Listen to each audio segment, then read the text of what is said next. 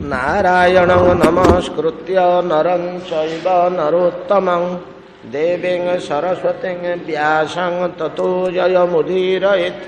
मोकं करोति वाचालं पङ्गुं लङ्घयते गिरिं यत्कृपातमहं वन्दे परमानन्दमाधवं।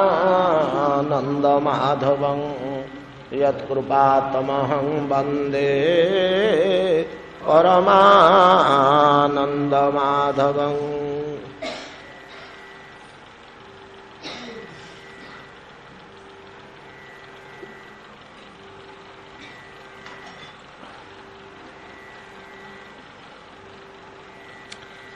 यत्कृपातमहं वन्दे परमानन्दमाधवं।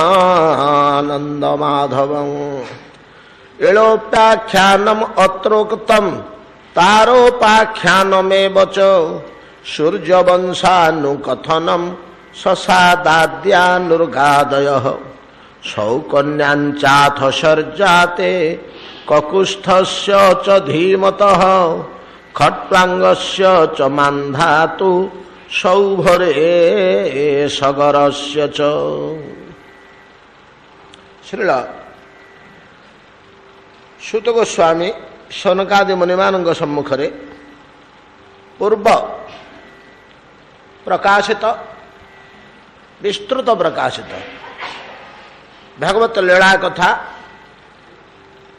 भागवत सृष्टिमूलक कथा विशेषकर राजवंशानुवर्णन वंशानु कीर्तन कहउछन्ति। एमती कही मु आपन को सब बोली ता भीतर मन पकई दौरान विशेष विशेष घटना गुड़िक जो महनीय घटना निमंते राजागण जो महनीय घटना निमंते केतेक राजा इतिहास प्रसिद्ध पुराण प्रसिद्ध ही रही आज पर्यंत आमे तांकु उदाहरण रूपे ग्रहण करुचे ओ ताहांकर कथा को स्मरण करी धर्मर एक एक अंग को आमे जाजन करिवा पे पालन करिवा पे समर्थ होछु। सेमानक स्मरण रे जेमिति हरिश्चंद्रनक स्मरण रे दान प्रवृत्ति उद्बुद्ध हुए अंतःकरण भितर। शिविंग स्मरण रे दया और शरणागत रक्षण उद्बुद्ध हुए भावटी। ये सब पुराण प्रसिद्ध अति विचित्र उपाख्यान मान राजा मानकर कार्य राजर्षि मानकर ए दुर्लभ घटना गुड़िक आम मान भितर चेतना जागृत करे महत चेतना उदार भाव उदार चेतना सृष्टि करे। तन्मध्य आम आलोचना कले शशादंकर कथा नृगंगर कथा दत्तापहरण कृकलास रूप किंतु दानर प्रभाव रे भागवत स्पर्श कृष्ण दर्शन ओ कृष्ण लीला भितर नाटी तो जोड़ी है कम कथा नुह। अज्ञात गोपहरण दोषटा लगे किसी काल कृकलास ही रहिले ठीक अच्छे किंतु अंतिम जो फल पाइले से फल किसी कम नुहे अति उत्तम फल। भगवान स्वहस्तरे कूप मध्य उद्धार कले भगवान को स्पर्श मात्रे से शाप मुक्त ही कर्म मुक्त ही तो दिव्य रूप से छिड़ा हेले एवं चिन्हिले ये कृष्ण बोली स्तव कले स्तुति कले कृपा लाभ कले वैकुंठ गले। परिणति किसी कम भोग करना बहुत भल फल पाई। आम आलोचना कले सर्जातींकर सर्जाती नाटा आम अनेक स्थान रे शुणीचे असाधारण राजपुरुष थिले राजर्षि ताहांकर जागयज्ञ धर्मनिष्ठा प्रजा पालन विशेषकर राजर्षि माने तो धर्मटा को रक्षा करुले निजे आचरण करुले अन्य मानक कड़ाकड़ी भाव में करौले ना तुम या कर कहटा वैदिक धर्म अवश्य वर्णाश्रम धर्म तेना वर्णाश्रम धर्मटा तो फाउंडेशन ना वेदर वर्णाश्रम धर्मटा पालन करने द्वारा आमर भितर गोटे मूल दुआ पड़ा धर्मर तेणुकी गोटे लोक को आउ शिक्षा देवा दरकार नहीं ता भितरे धीरे धीरे आपे प्रवृत्ति जागृत हम आमर जो बर्तमान प्रवृत्ति जागृत होनी जान तो दान करने हाँ आम भर गोटे प्रवृत्ति जात होनी क्या दबा कथा पड़े आमर कौन अच्छे आम कहीं दबा ये गोटे भाव हो दबापी आम जे निहाती असमर्थ ता नुह इले दरकार पड़े आम डाक्तखाना कि अन्य क्षेत्र में जदि व्यय करने को है आउ कुंठित हेले व्यय करवा बाध्य हवा एमती तलीतलांत होनी तादर अल्प किसी दान ये प्रवृत्तिटा आम भितर सहजरे जात होनी एमती किसी कार्य करा जा भितर कौन दबापी गोटे प्रवृत्ति उत्पन्न हम एम दानशील पुरुष कह जाए एम भूरी कीर्ति चिरकाल रहे से पुराणा पुराण कथा छाड़ दिंतु साधारण मनुष्यर दानशीलता माने पकड़े आमर खोर्धार पाइक सरदार दल बेहरा कथा इंग्रज मैंने खोज दल बेहरा इंग्रज मैंने दल बेहरा खोज मस्तकटा जे काटिकी आनब 1,000 मुद्रा से पाइब बोली हाँ ता दल बेहरा टेर किए पाऊना से बेश बदल दे बुलूं अरण्य भितर एपट सेपट हो भितर बुलूं किंतु कहीं चिन्ह पाना एवं जी बा चिन्हुंट धरा पकेवा लोक प्रति एति आंतरिकता अच्छे लोक दिने गोटे केउटे जाऊला कि पचारे आज्ञा दल बेहरा उआस को रास्ता कुआड़े कि ना कहीं आउ जड़े लोक पचारा से जन पचारा कहीं दल बेहरा कौन अच्छा उआस जीव साढ़े नहांती ना ना आ तो दल बेहरा तो ये कौटी लुचिकी अच्छा सन्धान पाइबुनि खोजा बेकार व्यर्थ हम तोर कौन दरकार थी कि ना आज्ञा एमती जालटी नष्ट है एमती है सेमती है किसी प्रार्थना करते पाखे हाँ किए मागिले से नहीं करते जहाँ कि दियंती बोली मुझे शुणी आउ मत कि मो दुख शुणिक किसी देवे परा बोलिक पाखक जाऊँ ये आमर इठिकार कथा डेलांगर कथा ब्रिटिश पीरियड कथा अल्प 100-150 वर्ष तल कथा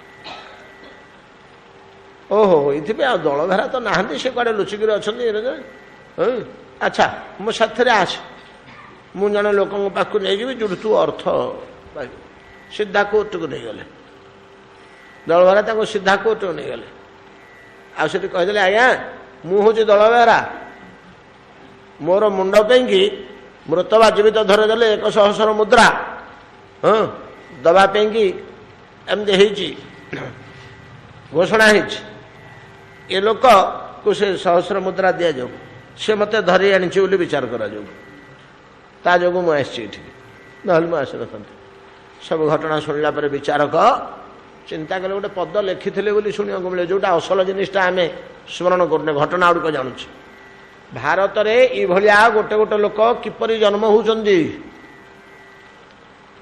हाँ से भितर लिखिले किंतु गोटे विचित्र लोक ये की शक्ति ये की साहस हाँ ये की आत्मबल कौ बल टाणिक बंद एमती गोटे गोटे लोक केमती उत्पन्न होती जात होती क्या भाँ गोटे गोटे देखा जाऊँच विचित्र बोली लेखारे से उल्लेख करते जाऊ अद्यावधि मध्य समाज रे एमती महत गुण संपन्न व्यक्ति आम पाउछु एमानंकर कार्य गुड़िक एग्जाम्पलारी सेमती आमर पूर्वर राजर्षि मानंकर जो जो कार्य समाज उपरे उज्जवल आलोकपात करिवो जो मानकर कार्यकला को स्मरण करी चिंता करी मनुष्य निजर कर्माकर्म निर्णय करि परिवो निज जीवन को गठन करि परिवो एवं जीवन उपरे गोटे प्रभाव अछि ए समस्त कथार गोटे बड़ प्रभाव अछि मनुष्य जीवन उपरे से समस्त कथा गुड़ी को कहउछंती आमे काली आलोचना करछे सरजाति जणे सेई भलिया हाँ राजर्षि प्रवर महामानव थिले तो तांग कन्या सुकन्या कल आम आलोचना करना से विषय सुकन्या विषय ଅରଣ୍ୟ ଭିତରେ ଜ୍ୟୋତି ଯୋଡ଼ିଏ ଦେଖି ବଲ୍ମୀଙ୍କ ଦେହରେ କଣ୍ଟା ଫୋଡ଼ି ଦେଇ ରକ୍ତଧାର ଦେଖିରି ତଟସ୍ଥ ହୋଇଯାଇଥିଲେ। ପରବର୍ତ୍ତୀ ପରିସ୍ଥିତିରେ କ'ଣ ହେଲା? ପରିଶେଷରେ ରାଜା ସେ କନ୍ୟାଟିକି ସରଜାତି କେମିତି ବିଚାରବନ୍ତ ଲୋକ ଦେଖନ୍ତୁ। ଏ ଋଷି ଚଳିବେ କେମିତି? ଋଷି କହିଲେ ମୋର ଆଉ କିଛି ଅସୁବିଧା ନାହିଁ ଯେ ପିଲା ଲୋକ ତ ଖେଳୁ ଖେଳୁ ଏମିତି କରିଦେଲା, ଆଉ କ'ଣ କରିବା ହୋ ସରଜାତି, ସେଥିପାଇଁ ଚିନ୍ତା ନାହିଁ ଯେ ମୁଁ ଏକୁଟିଆଟା ବଣ ଭିତରେ ଏବେ ଚଳିବି କେମିତି? ମୋତେ କିଏ ଆଣିଦେବ ଟିକେ ପାଣି? ମୁଁ ଫୁଲ ତୁଳସୀ ଯୋଡ଼ିଏ କେମିତି ତୋଳିବି? ଫଳ ଯୋଡ଼ିଏ କେମିତି ଆଣିବି? ସମାଜରେ ବସିଗଲେ ତ ବସିଗଲି, 6 ମାସ କି 8 ମାସ କି ବର୍ଷ କି 2 ବର୍ଷ ବିତିଗଲା, ଏଭଳିଆ ବସୁଥିଲେ ସାଧୁମାନେ। କିନ୍ତୁ ଚଳପ୍ରଚଳ ହେବା ସମୟରେ, ସମାଧିରୁ ଉଠିବା ସମୟରେ ମୁଁ ଅରଣ୍ୟ ଭିତରେ ଅନ୍ଧ, ଏଠି ଦ୍ୱିତୀୟ ଲୋକ କିଏ ନାହିଁ, ହଇବାକୁ ନଈଟା କୁଆଡ଼କୁ ରହିଲା ପଚାରିବାକୁ ନାହିଁ, କେହି ଜଣେ ଲୋକ ପାଇବେନି, ଆଉ କେଉଁଠି କ'ଣ କେମିତି କରି ଚଳିବି?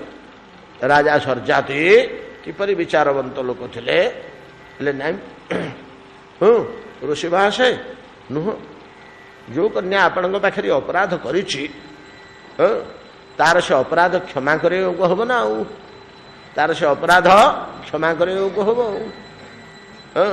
ୟାକୁ ନେଇକିରି ୟାକୁ ଆପଣଙ୍କ ପାଖରେ ମୁଁ ପ୍ରଦାନ କରୁଛି, ୟାକୁ ନେଇ ଆପଣ ଜୀବନଯାପନ କରନ୍ତୁ। ସରଜାତି ସେବା କଲେ, ସରଜାତି ସେବା କଲେ, ଏମିତି ସେବା କଲେ ଯେ ଚ୍ୟବନ ଋଷିଙ୍କି ଦେଖନ୍ତୁ, ରାଜକୁମାରୀଟେ ରାଜକନ୍ୟାଟେ, ତାର ଜୀବନଟା ଥିଲା କ'ଣ, କି ଭଳିଆ ଢଙ୍ଗ ରଙ୍ଗରେ ସେ ଚଳୁଥିଲା।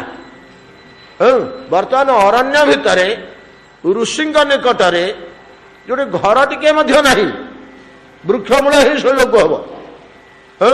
ତ ପଥର କୋଟର ପାଇଲେ ବର୍ଷାରୁ ରକ୍ଷା ପାଇବ, ନହେଲେ ବର୍ଷାରେ ହିଁ ବେଜିକିରି ରାତିଟାକୁ ବସିବାକୁ ହବ। ଏଇଭଳିଆ ଜୀବନଯାପନ କରି ତଥାପି ଋଷିଙ୍କି ସେ ଏତିକି ସନ୍ତୁଷ୍ଟ କଲା ତାର ସେବା ବଳରେ, ତା ଅନ୍ତରରେ ଟିକିଏ ହେଲେ ଦ୍ୱିଧା ନାହିଁ, ଟିକିଏ ହେଲେ ଦ୍ୱିଧା ନାହିଁ। ବହୁତ ଗଲା। ଚ୍ୟବନ ଋଷି ତାର ସେବାରେ ସନ୍ତୁଷ୍ଟ ହେଲେ। ଏବଂ ଚ୍ୟବନ ଋଷିଙ୍କର ଆଉ ଗୋଟିଏ ଲକ୍ଷଣ ଥିଲା ଯେ ସେ ଥିଲେ ଅତ୍ୟନ୍ତ ଜରାଗ୍ରସ୍ତ, ଅତି ବୟସ୍କ, ବହୁତ କାଳର ପୁରୁଣା ଋଷି। ଆମର ଯେଉଁ ଋଷି ପୁରୁଷଟା ଆମେ ଛାଡ଼ି ଦେଇଛେ, ଆମେ ରାଜବଂଶଟାକୁ ଆଲୋଚନା କରିଛେ ନା, ଚନ୍ଦ୍ରବଂଶ ସୂର୍ଯ୍ୟବଂଶ। ୟା ପୂର୍ବରୁ ଋଷି ସ୍ୱର୍ଗ ଗୋଟେ ଅଛି, ତା ଭିତରେ କେତେ ଗୁଡ଼ିଏ ଋଷି ଜନ୍ମ ହୋଇଛନ୍ତି। ସାମୂହ ଶତରୂପାଙ୍କର ସେଇଟା ଅଲଗା, ଧ୍ରୁବ ବଂଶ ଆଉ ପ୍ରିୟବ୍ରତ ବଂଶ, ଇ ଦୁଇଟା ଅଲଗା, ଇ ଦୁଇଟା ବଂଶ। ଏଗୁଡ଼ାକ ତ ବାଦ ଏ ସୂର୍ଯ୍ୟବଂଶ ରାଜବଂଶ ଚନ୍ଦ୍ରବଂଶ ନା ଆଉ କ'ଣ। ତ ଆପଣ ଯେଉଁ ଋଷି ସ୍ୱର୍ଗରେ ପାଇବେ, ଦରକାର ହେଲେ ମୁଁ କାଲି ବାହାର କରିଦେବି। ଚ୍ୟବନ କାହାଙ୍କ ପୁତ୍ର ଥିଲେ? କୁଋଷିଙ୍କର ପୁତ୍ର ଥିଲେ ଚ୍ୟବନ। ଅବଶ୍ୟ ମଝିରେ କେତେକ କ୍ଷତ୍ରିୟ ପର ଋଷି ରୂପେ ତପସ୍ୟା କରିକି ସେଟା ବ୍ରାହ୍ମଣ ହେଇଯାଇଛନ୍ତି, ଋଷି ହେଇଯାଇଛନ୍ତି। ଜଣେ ଅଧେ ଋଷି ଗୋଟେ ଘଟଣାରେ ବୋଧେ ଆମର ଆସିବ, ସେଇଟା ଏଠି ଏଇ କଥାରେ ଆସିବ, ଯିଏ ରାଜା ହେଇଛନ୍ତି। ଯାହା ହଉ ଋଷିମାନେ ତ ସମର୍ଥ ଆଉ ଶକ୍ତିଶାଳୀ ଥିଲେ। ଇଏ ଚ୍ୟବନ ଥିଲେ ବହୁ ପୁରାତନ, ବହୁ ପ୍ରାଚୀନ ଋଷି। ଋଷି ସ୍ୱର୍ଗରୁ ଜନ୍ମ ହେଲେଣି, ଆଉ କେତେ କାଳ ବିତିଗଲାଣି, ଆଉ ସମ୍ପୂର୍ଣ୍ଣ ଜରାଗ୍ରସ୍ତ। ସେ ମନେ ଚିନ୍ତା କଲେ, ଆରେ ଇଏ ଗୋଟିଏ ପତ୍ନୀ ରୂପେ ୟାକୁ ମୁଁ ରାଜା ଦେଇଦେଲେ, ଏ କ୍ଷତ୍ରିୟ କନ୍ୟାକୁ ମୁଁ ସ୍ୱୀକାର କଲି ଯେ ଇଏ ତ କୁମାରୀ ନବଯୌବନ ଉଦ୍ଗତା, ଆଉ ମୁଁ ତ ଅତ୍ୟନ୍ତ ଜରାଗ୍ରସ୍ତ, ୟାର ପ୍ରାକୃତ ଭୋଗ ନିମନ୍ତେ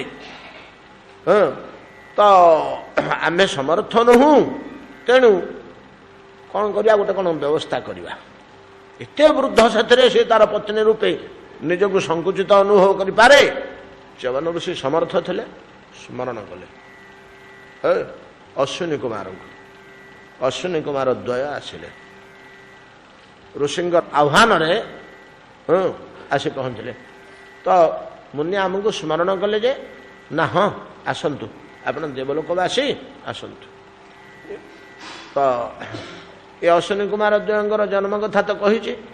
ଏ ସୂର୍ଯ୍ୟଙ୍କର ବଡ଼ବା ନାମିନୀ ପତ୍ନୀଙ୍କ ଠାରୁ ଯିଏ ଘୋଟକୀ ରୂପରେ ଏ ସନ୍ତାନ ଜନ୍ମ କରିଥିଲେ। ବଡ଼ବା କହିଲେ ସମୁଦ୍ର ଭିତରେ ଥିବା ଅଗ୍ନି, ସେଇଟା ବନାଗ୍ନି କି କୁହାଯାଏ। ଦାବା समुद्र भितर थिबा अग्नि की कहा जाए बड़वा।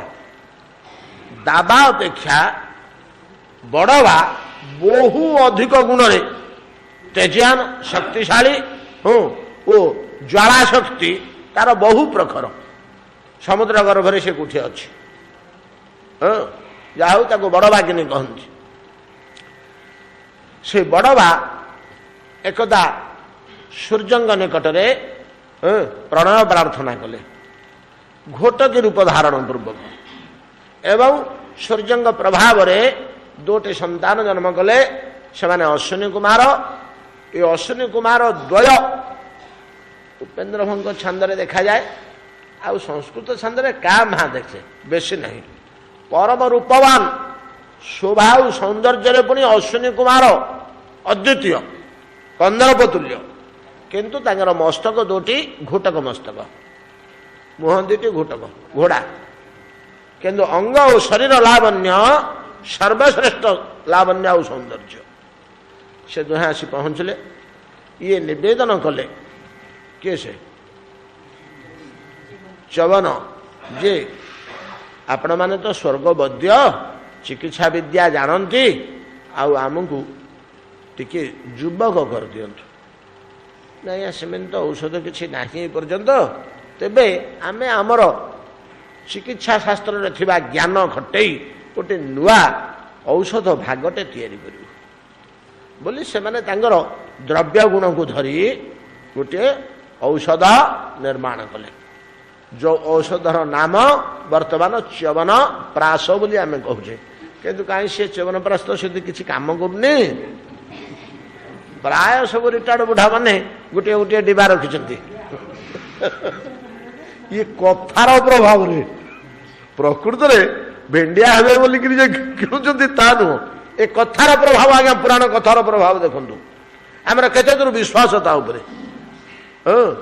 किंतु च्यवन युवक कहिथिले वर्तमान जो च्यवन प्राश आमे ग्रहण करूचे सेथरा किछि नै अंकली गुंडा और गुड़ ये जोड़े चकटा होकरी चूड़ा चकटिला भाया चकटिक डबारे पैक होती किंतु से अँला कोली अवश्य परम उपकारी हाँ तार बहुत उपकार बहुत कल्याण जाऊ ता देहरे अन्यान्य 70-72 अन्य पदार्थ ता देहरे मिसवा कथा देव चिकित्सक से माने से केमती कौन निर्माण करथिले कि प्रणाली रे च्यवन ऋषि ताको एवं प्रतिबदल रे अश्विनी कुमार को कही जे तुम माने कौन चाहूच आमको तुम युवक करदेल सुकन्या पे बोली आम वृद्धावस्था युवकत्व प्राप्त हेलु ठीक अच्छे आपणकर कौन प्रयोजन आम खुशी संतुष्ट ये तो परम तपस्वी थे च्यवन तो अश्विनी कुमार कहले आज्ञा आमको देवता माने यज्ञ भाग दौना यज्ञर जो आहुति दिहूँ तादे भाग अच्छे तादे भाग अच्छे जमीका गोटे ब्रिज तैयारी हम कि गोटे रोड मरामत हम कार केते भाग रही सरकार केते नेबे राजनैतिक दल केते नेबे कंट्राक्टर केते नेबे गाँ वाला केते नेबे रही सेमतिका आम देश में चलीगला आ कौन कर दुर्नीतिर शेष सीमा को पलैला आ गणतंत्र राष्ट्र में दुर्नीति में पशे लोके खूब स्वाधीन जी जहाँ को जहाँ कहीपर जी जहाँ को जहाँ कर यहीटा ठीक अच्छे किंतु समाज रे शांति श्रृंखला रही एरा हूँ गणतंत्र दुर्लक्षण स्वभाव तार रहा निश्चित किंतु जदि कड़ाकड़ी एकछत्रवादी शासन रे दुर्नीति प्राण को भय फाँसी कुंड में सीधा नहीं लटके दो किए बचेक नहीं कहू नहीं बर्तमान फाँसी कुंड को लटके देले आम सुप्रीमकोर्ट को पलैया तुम्हें केस आमको फाँसी देवाई ये स्वाधीनता आमर अच्छे जहाँफल आम दुर्नीति कर पकाचु तो ये जो भाग यज्ञ भाग आहुति जो ब्राह्मण माने ऋषि माने यज्ञ करती से देवता माने पुष्ट बलवान हुंती से यज्ञ भागरे हबेर भाग ताकू कह जाए से अश्विनी कुमार देवता हेले मिलू ना से देवलोक सूर्य संधान रूपे थे देवता ने तुम भाग नहीं तो कौन कले हम से ये कही च्यवन कही एमती किसी शिक्षा देते कौशल क्यों मंत्र विद्या जो मंत्र जप बल ତୁମେ ଦେବତା ମାନଙ୍କ ତୁଲ୍ୟ ହବ ଓ ଯଜ୍ଞ ଭାଗରେ ତୁମର ଅଧିକାର ଆସିବ। ଅଶ୍ୱିନୀ କୁମାରଙ୍କୁ ଏ ଜିନିଷଟା ଦେଇଥିଲେ। ଏଇଟା ଆମେ ଏଇ ଘଟଣାଟି ଆମେ ଦି ଜାଗାରେ ପାଉଛୁ ପୁରାଣରେ। ପୂର୍ବରୁ ଆମେ ଥରେ ଆଲୋଚନା କରିଛେ ମଧ୍ୟ, ମନେ ପକାନ୍ତୁ ଦଧିଚି ଚରିତ୍ରରେ। ଦଧିଚିଙ୍କ ତଳେ ମସ୍ତକ ଛେଦନ କରିଥିଲେ, ସେତିକଙ୍କ ମସ୍ତକ ଘୋଟକ ମସ୍ତକ ଲାଗିଥିଲା। ହଁ, ଏଇ ଅଶ୍ୱିନୀ କୁମାର ତାଙ୍କୁ ଚିକିତ୍ସା କରିଥିଲେ। ସେ ତାଙ୍କୁ ମଧ୍ୟ ସେଇ ଶିକ୍ଷା ଦେଇଥିଲେ, ଶିବର ମଧ୍ୟ ସେଇ ଶିକ୍ଷା ଦେଇଥିଲେ। ଇଏ ହେଉଛି ସୁକନ୍ୟା ଚରିତ। ସୁତ କହୁଛନ୍ତି ସୁକନ୍ୟାଙ୍କ କଥା ମୁଁ କହିଛି ପ୍ରସଙ୍ଗକ୍ରମେ ସରଜାତିଙ୍କ ଜୀବନ ଭିତରେ। ତାପରେ କକୁସ୍ଥ ବୋଲି ଜଣେ ରାଜାଙ୍କ କଥା। କକୁସ୍ଥ ବୋଧେ ୟାଙ୍କରି ନା କକୁଦ୍ମି, କକୁଦ୍ମି ବୋଲି ମଧ୍ୟ ଅଛି, କକୁସ୍ଥ। କକୁସ୍ଥଙ୍କ ଜୀବନର କ'ଣ ବିଶେଷ ଇତିହାସ ବା ଘଟଣା ମୋର ସ୍ମରଣକୁ ଆସୁନି ଏବେ, ମୁଁ ମନେ ପକେଇ ପାରୁନି। କାହିଁ କ'ଣ ଗୋଟେ ଥିବ କିମ୍ବା ନ ଥାଇପାରେ, କାହିଁ ଭାଗବତରେ କିଛି ଦେଖିଲା ଭଳିଆ ଆମର ମନେ ହେଉନି। ଯଦି ସେମିତି କିଛି ଥାଆନ୍ତା ଅଥବା କିଛି ନ ଥାଇପାରେ ସେମିତି ବିଶେଷ ଘଟଣା, କିନ୍ତୁ ଜଣେ ବିଶେଷ ରାଜା ହିସାବରେ ଲିଷ୍ଟ ଭିତରକୁ ତାଙ୍କ ନାଁଟା ନେଇ ଆସିଛନ୍ତି କକୁସ୍ଥଙ୍କର। କିନ୍ତୁ କକୁସ୍ଥ ବା କକୁଦ୍ମି ବୋଲି ଜଣେ ରାଜା ଥିଲେ। ସୌକନ୍ୟାଞ୍ଚ ତସର୍ଜାତେ କକୁସ୍ଥସ୍ୟ ଚ ଧୀମତାମ୍। କକୁସ୍ଥ, ଓହୋ ବୋଧେ ଏମିତି ଗୋଟିଏ ଘଟଣା ଅଛି। ଗୁରୁ ବଶିଷ୍ଠଙ୍କର କକୁଦ୍ମି, କକୁଦ୍ମି ଗୁରୁ ବଶିଷ୍ଠଙ୍କ ଦ୍ୱାରା ଗୁରୁଦେବ ତାଙ୍କୁ ଆଦେଶ ଦେଲେ, ଆଜ୍ଞା ଦେଖନ୍ତୁ ରାଜର୍ଷିଟେ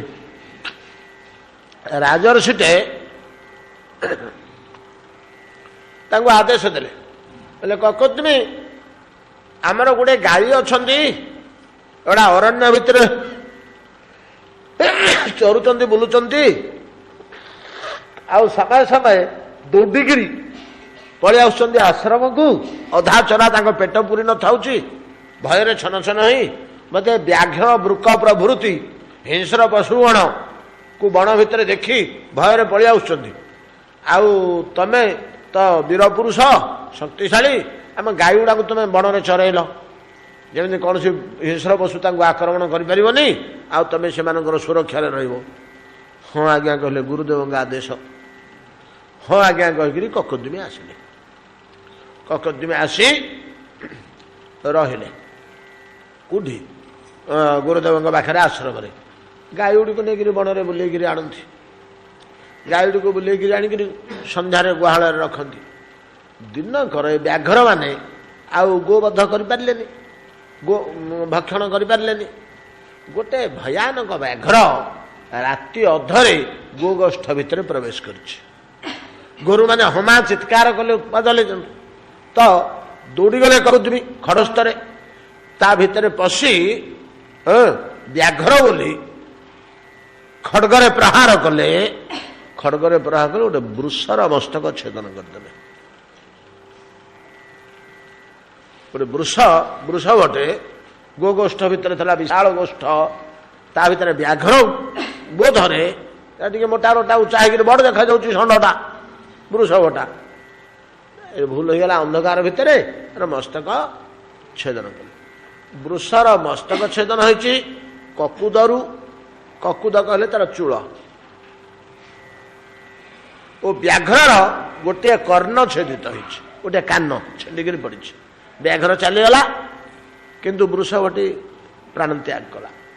ବଶିଷ୍ଠ କ'ଣ ତା ଗୋଟେ ଅଭିଶାପ ଦେଲେ, କ'ଣ କ'ଣ ଘଟଣା ହେଲା, ଆଉ ବିଶେଷ ଘଟଣା ନାହିଁ। ସେଇଠୁ ତାଙ୍କୁ କକୁସ୍ଥ ବା ତାଙ୍କ ନାଁ ପୂର୍ବରୁ କ'ଣ ଥିଲା, ଯେମିତି ଶଶା ଭୋଜନ କରିବାରୁ ଶଶାଦ, ସେମିତି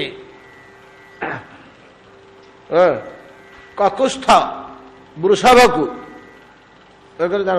ତାକୁ କକୁଦ କୁହାଯାଏ। ତ କୋଉଟା କକୁଦ, ଯୋଉ ଷଣ୍ଢର ଚୂଳ, ସେଟାକୁ କକୁଦ କୁହାଯାଏ ସଂସ୍କୃତ ଭାଷାରେ। ବୃଷଭର କକୁଦ, ଆମେ କହୁଛେ ବୃଷଭର ଚୂଳ। ସେଇଠୁ ଛେଦନ କରିଥିବାରୁ ବୃଷଭକୁ ତାଙ୍କୁ କକୁଦ୍ମି ବା କକୁସ୍ଥ ବୋଲି ଲୋକେ ସେ ପରିଚିତ ହେଲେ। ଇଏ ହେଉଛି କକୁସ୍ଥଙ୍କ ଚରିତ୍ର। ଆଉ ସେଠୁ କ'ଣ ସେମିତି କିଛି ଥିଲା ଭଳିଆ ଜଣାପଡ଼ୁନି। ସୌକନ୍ୟାଞ୍ଚ ଦଶର୍ଜାତେ କକୁସ୍ଥସ୍ୟ ଚ ଧୀମତଃ ଖଟ୍ୱାଙ୍ଗସ୍ୟ ଚ ମାନ୍ଧାତୁ ସୌଭରେ ସଗରସ୍ୟ ଚ।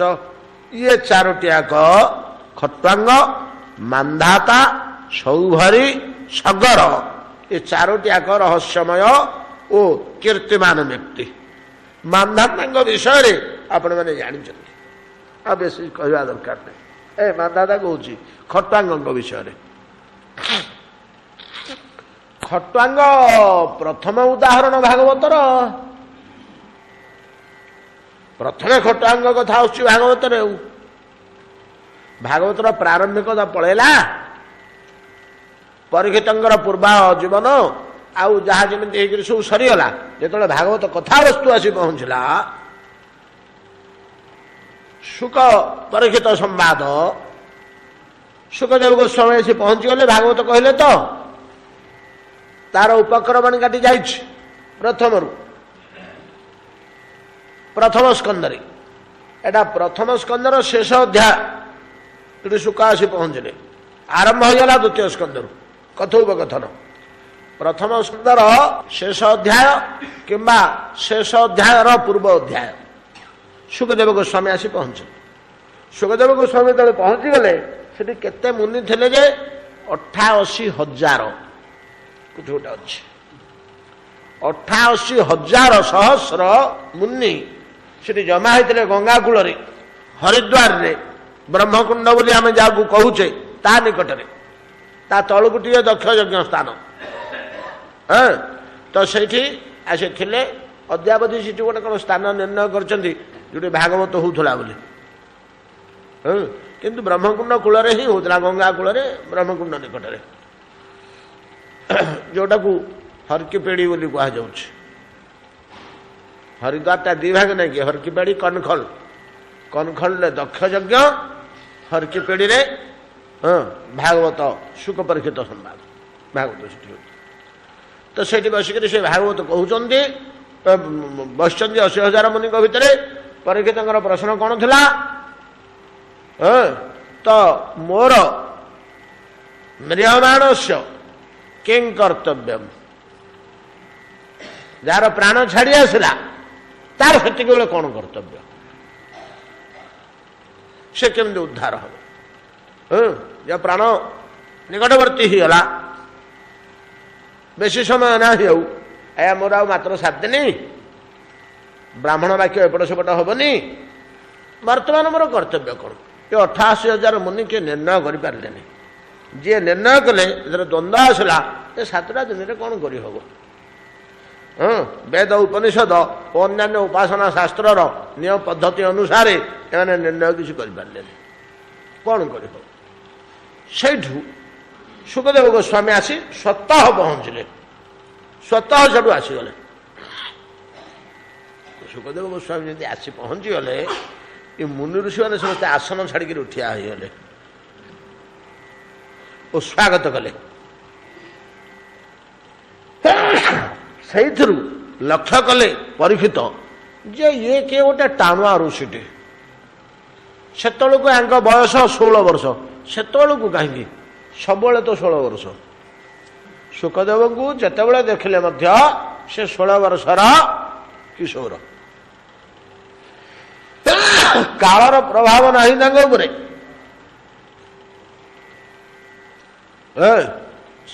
ସଂସ୍କୃତ ଭାଗବତରେ ସ୍ପଷ୍ଟ ଲେଖା ଅଛି 2 ବର୍ଷ, 2 ଅଷ୍ଟା। ଏତିକି ଦିନ ସେ ମାତୃଗର୍ଭରେ ଥିଲେ। ଜନ୍ମ ହେଲା ପରେ ତାଙ୍କ ଉପରେ କାକ୍ରିୟା କରିନି। ତେଣୁ ସେ ସବୁବେଳେ ସେ 16 ବର୍ଷ ବୟସରେ ଅଛନ୍ତି। ଆଉ ଯେତେବେଳେ ଦେଖିଲା ବେଳକୁ 16 ବର୍ଷ ବୟସ। ରୂପ କିପରି? 3 ଜଣଙ୍କର ରୂପ ପରା ଏକା ଭଳିଆ। ମନେ ପଡୁନି? ମନେ ପଡୁଛି ନା? ଆଲୋଚନା କରିଛେ। ଜଣେ ଉଦ୍ଧବ, ଜଣେ କୃଷ୍ଣ, ଆଉ ଜଣେ ଶୁକଦେବ ଗୋସ୍ୱାମୀ। ଇଏ 3 ଜଣଙ୍କର ଚେହେରା ପ୍ରାୟ ମିଶାମିଶି। ଉଦ୍ଧବ ଯେତେବେଳେ ଯାଉଥିଲେ କୃଷ୍ଣ ଗୋପାଙ୍ଗନା ମାନଙ୍କୁ ସାନ୍ତ୍ୱନା ଦେବା ପାଇଁ, ଦୂରରୁ ରଥ ଓ ପୀତାମ୍ବର ଦେଖିକିରି ଗୋପାଙ୍ଗନା ମାନେ ହର୍ଷୋତ୍ଫୁଲ୍ଲ ହେଇ ଘରୁ ଦୌଡ଼ିକିରି ପଳେଇ ଆସିଲେ। ଆମ ଶ୍ୟାମ ସୁନ୍ଦର ଫେରି ଆସିଲେ, ମଥୁରାରୁ ଫେରି ଆସିଲେ ଆମ ଶ୍ୟାମ ସୁନ୍ଦର। କିଛି ବାଟ ଗଲା ପରେ ଦେଖିଲେ ଯେତେବେଳେ ଗଳାରେ ପଦ୍ମମାଳା ନାହିଁ, ବୋଲି କୃଷ୍ଣ ହେଇନଥିବେ ପରା, भलिया आउ किए जड़े एटा उल्लेख अच्छे पद्ममाला न देखी कि पद्ममाला देखी कौन एमती गोटे पद्ममाला न देखी बोले पद्ममाला नहीं हृदय ये श्यामसुंदर नुहति कि चल तो टे देखा पाक भाया तो दुष्ट किए कहला हाँ सी तो कहला ना आगे पाक चा देखा देखला बेलू आउ जड़े किए से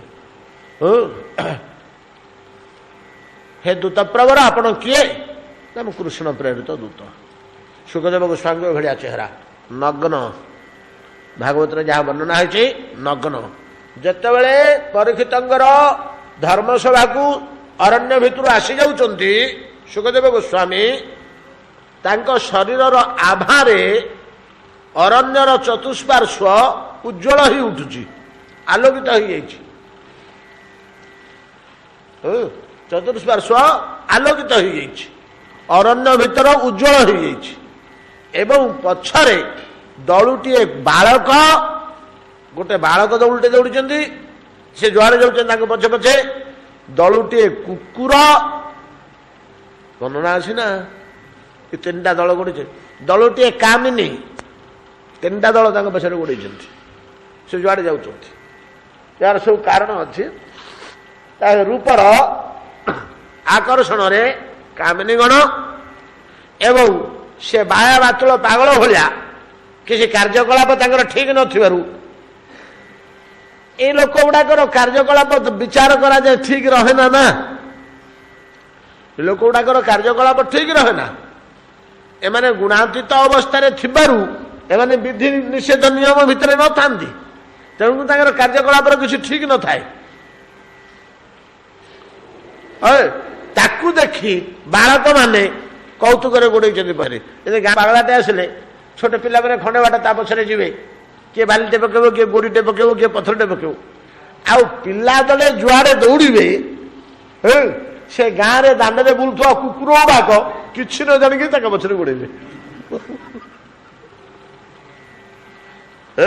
यही कारण दले कुकुर स्वाद दले बालक आउ दले कामिनी सुखदेव पछरे आसुवा कथा स्पष्ट भागवत उल्लेख अच्छे सुखदेव गोस्वामी अन्य ऋषि मैंने आसन रु उत्थापन कले परीक्षित बुझेल किए जड़े महात्मा महापुरुष समस्ते आश्वस्त होगले किए कहीं छाड़गले परीक्षित पचार पचार ये लोग कहे परीक्षित विज्ञ लोक हो जानीगले मुनि ऋषि मैंने जहाँ स्वागत कर मर्यादा प्रदान करें कौन चिन्हवा से विशिष्ट लोक ना ना जहाँ कले हाथ जोड़िक पचारे बोले आज्ञा म्रियमाणस कि कर्तव्य म्रियमाणस कि कर्तव्य जो लोक काली या आमर आजिकाली कथाकार माने कथार चातुर्य केते रंग ढंगर कहते 7 दिन परीक्षित मरवा किए कह 7 बार भितर कौ बार रहे तो मरब केते प्रकार देहर बाहर कर सब कथा चातुरी हाउडाक आमर किसी सेमतिका ज्ञानमूलक प्रयोजनीयता नाई जाऊ किए कौन कहते 7 दिवस मात्र मोर आयुष एटा निर्णीत 4 दिन 5 दिन 8 दिन पर अवश्य मोर मृत्यु हम ये लोकटा जी ये कथा जी जाणी पकईला तार कौन कर्तव्य सुखदेव गोस्वामी कहली तार कर्तव्य सेमती किसी कठिन नहीं तो केवल भागवत कथा श्रवण तार कर्तव्य भागवत स्मरण तार मनटा भगवान पाखे लगेगा दरकार हेले म्रियमाण व्यक्तिर मन भगवान पाखे लगे यार तो मरण चिंता रहा केतबेले मरबी इजु भय से तार ध्यान हम ना पूजा हम ना उपासना हम ना स्मरण हम ना शास्त्र अध्ययन कौन हम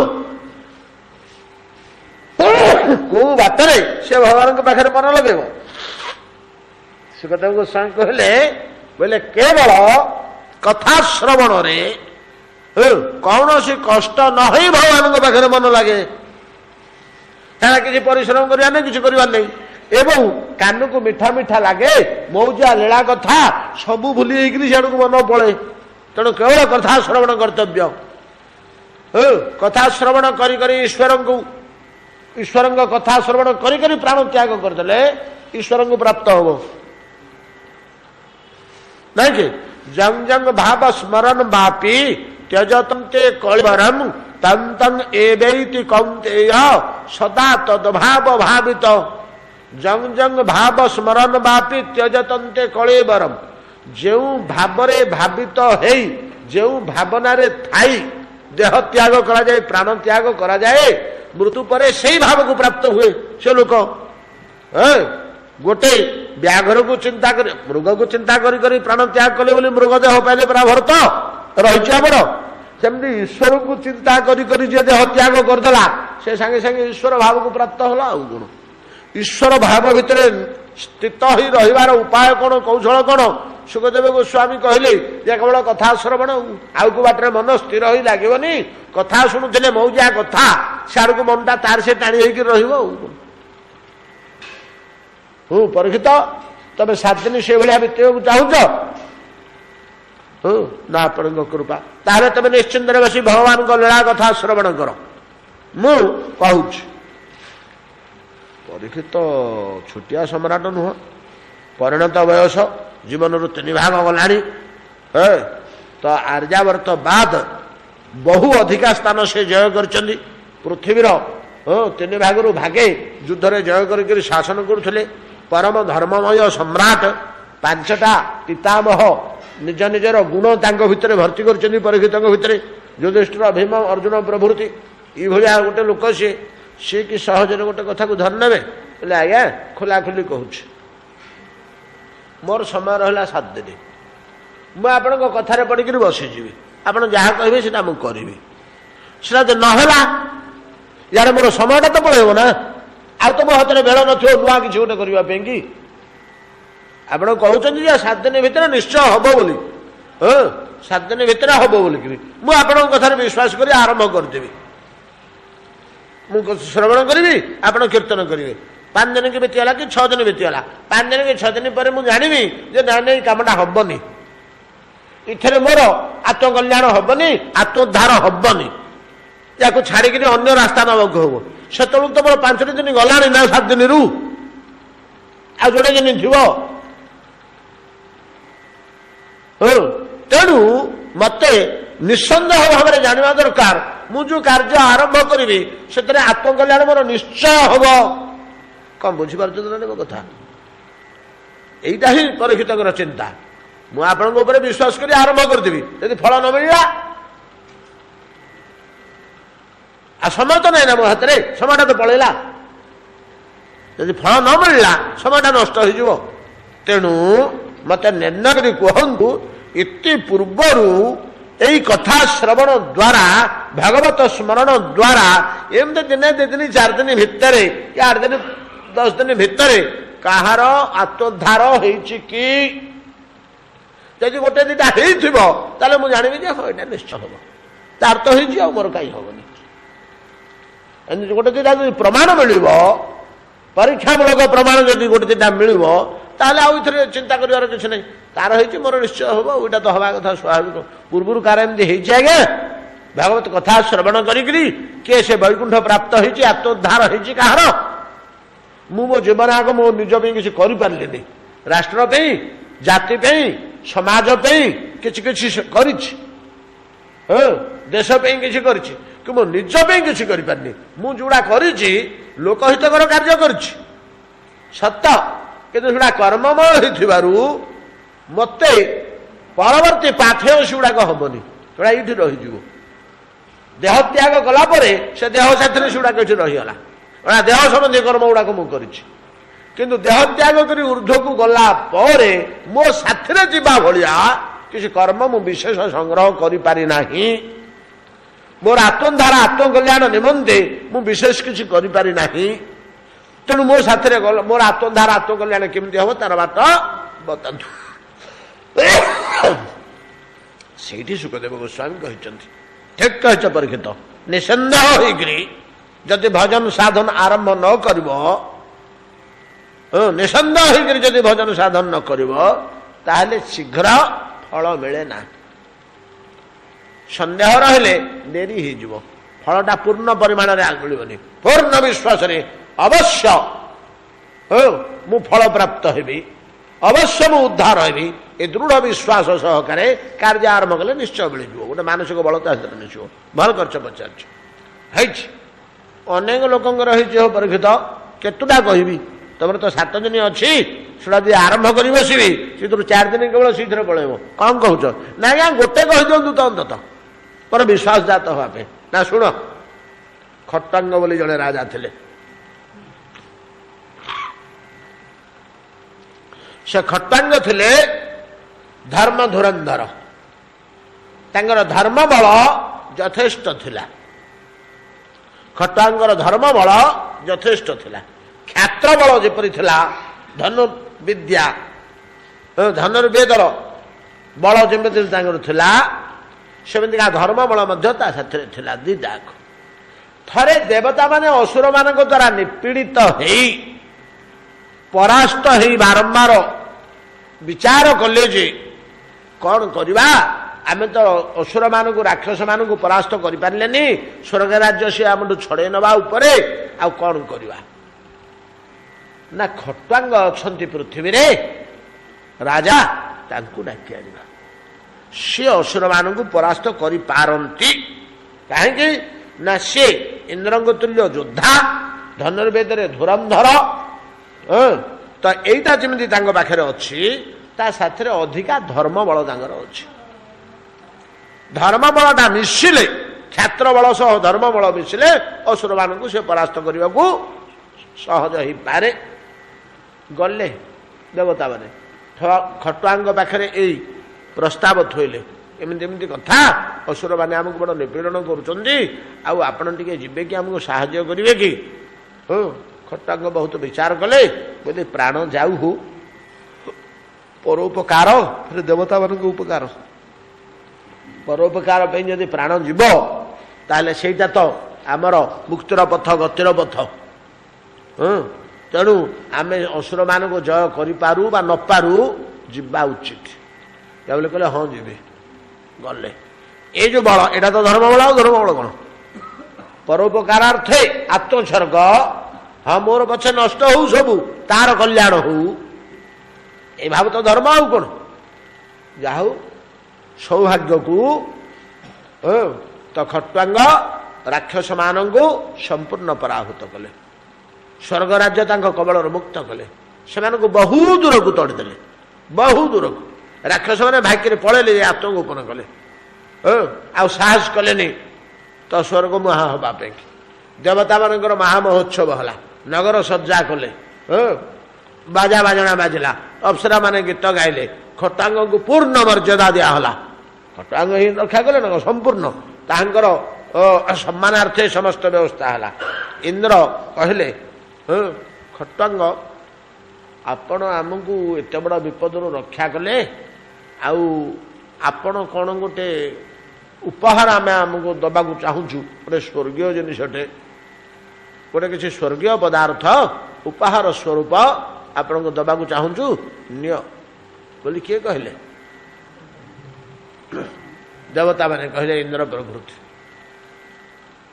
ପାରିଜାତ, ଉଚ୍ଚୈଶ୍ରବା, ଐରାବତ, ଅମୃତ, ଉର୍ବଶୀ, ଏମିତି ନାନା ପ୍ରକାରର ଅଲୌକିକ ପଦାର୍ଥ, ବିଚିତ୍ର ପଦାର୍ଥ, ଭୋଗ୍ୟ ପଦାର୍ଥ ସ୍ୱର୍ଗରେ ଅଛି। କିଛି ଗୋଟେ ନିଅନ୍ତୁ, ଗୋଟିଏ ଅପ୍ସରା ନିଅନ୍ତୁ, କିମ୍ବା ଗୋଟିଏ ଚାରା ନିଅନ୍ତୁ ପାରିଜାତର, କିମ୍ବା ଉଚ୍ଚୈଶ୍ରବା ଅଶ୍ୱଟେ ନିଅନ୍ତୁ। ଜ୍ଞାନ ଧୁରନ୍ଧର ଖଟ୍ଟାଙ୍ଗ କହିଲେ, ହଁ ସ୍ୱର୍ଗଟା ହେଲା ଭୋଗ ସ୍ଥାନ, ଏଠୁ ଗୋଟିଏ ଭୋଗ୍ୟ ପଦାର୍ଥ ନେବା, ତାକୁ ଭୋଗ କରିବା, ନାଇଁ କି?